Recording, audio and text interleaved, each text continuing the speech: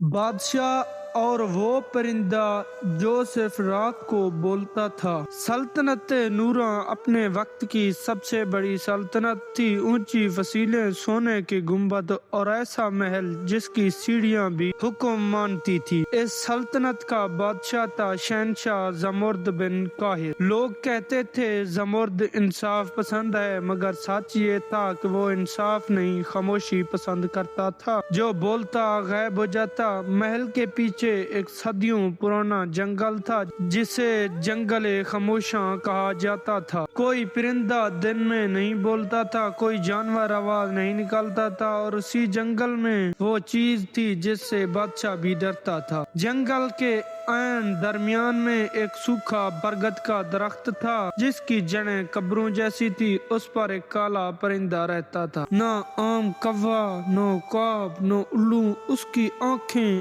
ایسے چمکتی تھی جیسے کسی انسان کی یادیں ہوں۔ وہ پرندہ رات 12 بجے صرف ایک جملہ بولتا تھا، جو سنا ہے وہ بھول جا۔ پہلی رات ایک لکڑہارا یہ آواز سن کر ہنسا، دوسری رات وہ لکڑہارا جنگل میں داخل ہوا، تیسری رات صرف اس کی کلاڑی ملی۔ شہنشاہ زمرد نے خواب دیکھا، وہی جنگل، وہی برگد اور وہی پرندہ۔ پرندے نے انسانی آواز میں کہا، زمرد تم نے وعدہ توڑا ہے۔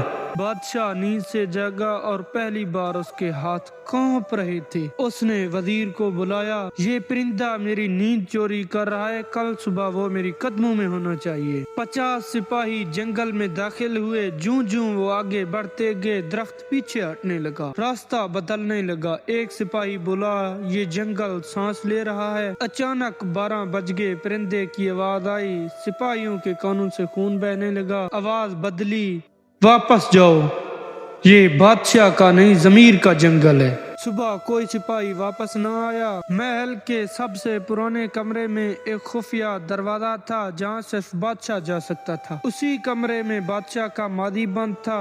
حقیقت یہ تھی کہ زمرد اصل وارث نہیں تھا، اصل وارث اس کا بڑا بھائی جس کا نام حارث تھا، جسے تخت کے لیے اسی جنگل میں زندہ دفن کروایا گیا تھا، اور مرنے سے پہلے حارث نے کہا تھا، میں واپس آؤں گا آواز بن کر۔ تیسری رات بادشاہ خود جنگل میں گیا، بغیر محافظ، بغیر تلوار۔ 12 بجے پرندہ بولا، کیا اب بھی تم مجھے نہیں پہچانتے؟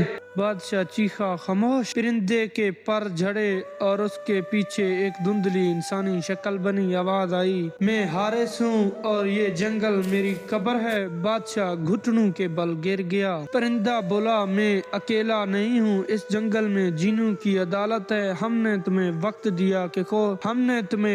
دیا کہ خود سچ قبول کرو۔ زمین پھٹی، سابے نکلے اور فیصلہ سنایا گیا، سلطنت چھوڑو یا انسان ہونا چھوڑ دو۔ بادشاہ کو اپنے اوپر غرور تھا، اس نے کہا، تمہیں جو کرنا ہے کر لو۔ اگلے ہی لمحے پرندے نے پر پھڑکائی، بادشاہ بھی ایک اور پرندہ بن گیا۔ اگلی صبح محل سلامت تھا مگر تخت خالی۔ لوگوں نے کہا بادشاہ مر گیا، مگر سچ یہ تھا اسی برگد پر اب 2 کالے پرندے بیٹھے تھے، اور آدھی رات 2 آوازیں آتی تھی، جو سنا ہے وہ بھول جا۔ کیونکہ دوسرے پرندے یعنی اس کے بھائی حارث نے اسے بھی اپنے جیسا ایک پرندہ بنا دیا۔ دوستو، اگر آپ کو ہماری کہانی اچھی لگی تو ویڈیو کو لائک کریں، اور مزید کہانیاں سننے کے لیے چینل کو سبسکرائب کریں۔ شکریہ۔